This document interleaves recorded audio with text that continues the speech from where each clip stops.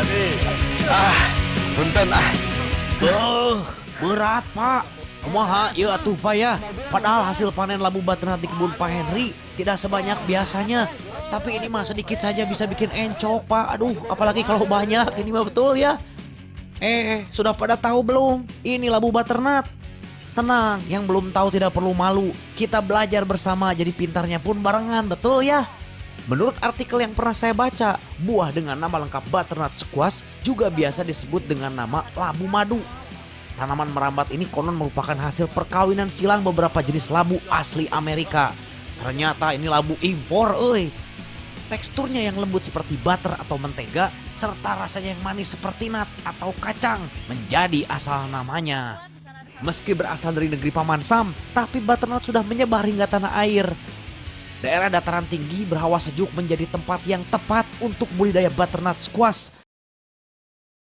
Heri, mau panen apa?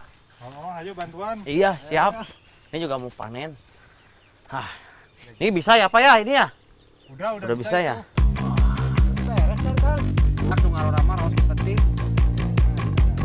Di kebun milik Pak Henry ini terdapat puluhan batang butternut. Setelah 3 bulan dari masa tanam, labu manis ini akan mulai berbuah dan bisa dipanen.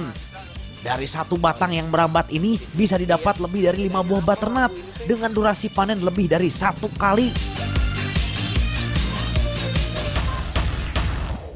Ciri yang sudah matang mah gampang banget lihatnya. Yang berwarna coklat cerah dengan kulit mengkilap. Banyak ya? Banyak Pak, lumayan lah. Banyak ini. Banyak Bang.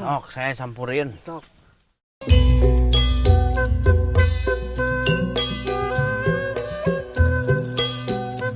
Sebagai negara agraris yang terletak di sepanjang garis Khatulistiwa, Indonesia menjadi negara dengan curah hujan cukup tinggi dengan tingkat kesuburan tanah yang baik. Semua anugerah itu dimanfaatkan masyarakat untuk mengolah lahan menjadi ladang mata pencaharian, baik dengan berkebun ataupun bersawah. Di daerah dengan sistem pengairan yang baik, para petani bisa menanam padi di sawah sebanyak 3 hingga 4 kali. Salah satunya di kawasan Sumedang, Kabupaten Jawa Barat ini.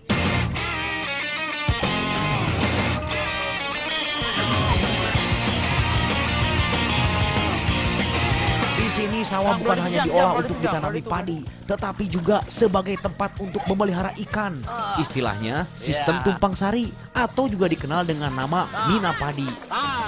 Ibarat kata pepatah, sekali mendayung 2-3 pulau terlampaui. Berat, Sekali mengolah sawah, padi dan ikan bisa dituai. Ngeri, Bibit ikan yang dibesarkan selama 3 atau 4 bulan sesuai dengan umur tanam padi bisa menjadi sumber penghasilan tambahan para petani. Menurut Bu Nining, ikan di sawah juga bisa menjadi pemakan rumput dan hama. Oh iya, kalau diperhatikan bentuk sawah mina padi ini cukup unik. Sawah ditanami padi dengan rapi dan menyisihkan lorong-lorong yang cukup besar sebagai jalur ikan. Air di sawah mina padi juga dikontrol ketinggiannya agar ikan tetap dapat hidup. Beramai-ramai mengambil ikan yang sudah dibesarkan beberapa lama ini.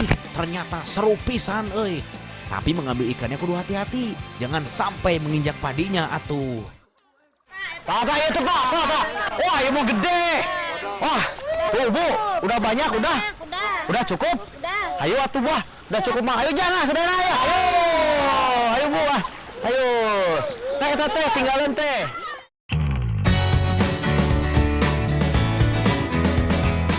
Salam kenal sadayana dari Abdi Banyu Nugra. Abdi seorang pelaku seni dari Kota Kembang, Bandung. Keseharian Abdi diisi dengan beragam acara di dunia hiburan. Tidak hanya bergelut dengan ragam kegiatan entertainment, Abdi juga senang berkeliling, belajar banyak hal yang berbeda dengan dunia profesi yang ditekuni. Menikmati keindahan alam dengan segenap potensi kekayaannya yang memberi kita banyak manfaat. Betul tidak?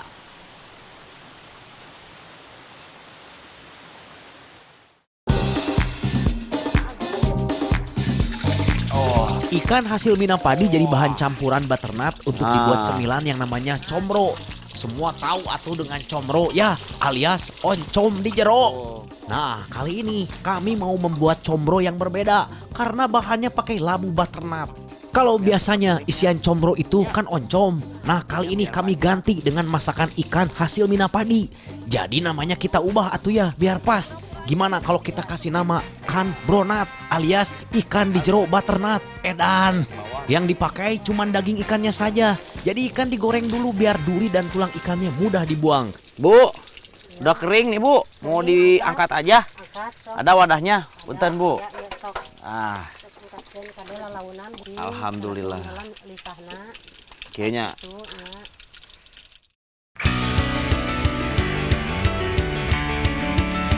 Namanya isian kan bronat, jadi kita butuh bumbu untuk masak isiannya biar makin mantap. Cabai dengan bawang merah dan bawang putih dihaluskan. Ikan yang dibesarkan di sawah bersama dengan padi biasanya cenderung beraroma lumpur. Jadi bumbu masak ini digunakan untuk mengurangi bau lumpur sekaligus membuat masakan jadi sedap. Biar makin sedap lagi, kita juga bisa pakai bawang daun yang hijau sekaligus harum. Orang Sunda mah tiasa tuh makan combro ya. Combro spesial dengan isian ikan alias kan bronat. Ini makin istimewa karena menggunakan butternut sebagai kulitnya. Tahu tuh, ternyata butternut ini banyak manfaatnya bagi kesehatan. Abdi mah pernah baca, labu madu kaya akan serat, beta karoten, vitamin A dan B kompleks yang baik untuk mengontrol gula darah, anemia, dan juga baik untuk yang sedang diet. Lihat saja nih daftar kandungan gizi butternut ini.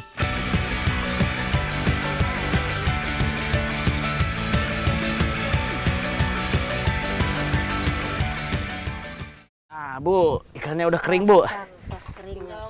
Kukus ya Bu ya? Kukus langsung.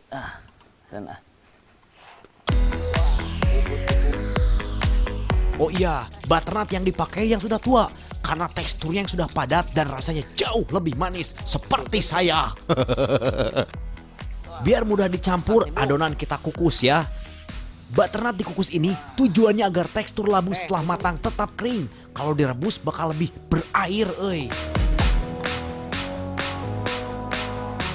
Ikan yang sudah digoreng tinggal disuwir-suwir, diambil dagingnya saja. Tulangnya harus dibuang atuh, kan nggak enak kalau ada tulang ikan nyangkut pas makan kuenya, betul tidak? Oh iya, menurut Bu Nur, ikan nila tekstur ikannya lebih padat dibanding ikan mas. Jadi kalau mau pakai ikan nila juga tidak masalah, karena rasa itu soal selera. Tepuk tangan semuanya. Kalau semua bahan sudah siap, berarti saatnya kita masak. Yang dimasak duluan ya isiannya. Bumbu halus ditumis dengan suwiran daging ikan mas.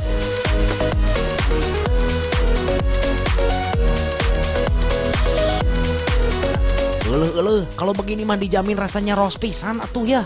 Dari aromanya saja sudah enak, apalagi pas dimaam. Sok teh, saya bantuin. Nah, ngalembutkan ieu mah gampil atuh. Kalau isian sudah selesai, ya kita bikin kulitnya dari labu butternut. Kukusan labu yang sudah empuk jadi bahan utamanya. Adonan kulit cemilan khas Sunda ini dicampur dengan tepung, jadi harus dihaluskan terlebih dahulu. Tekstur labu kukus yang lembek memang harus ditambahkan tepung agar adonannya nanti bisa menjadi lebih lengket dan mudah dibentuk.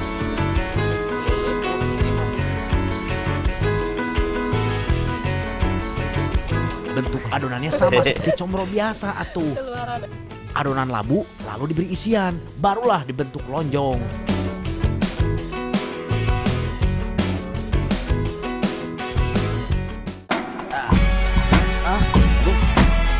Sudah tak sabar mau nyobain combro labu alias kan ronat ini. Sini Mbak. Tapi ya kita harus goreng dulu, jadi sabar ya. Kayaknya. Adonan dimasak dengan api sedang sampai berwarna kuning kecoklatan. Langsung angkat dan tinggal dimakan.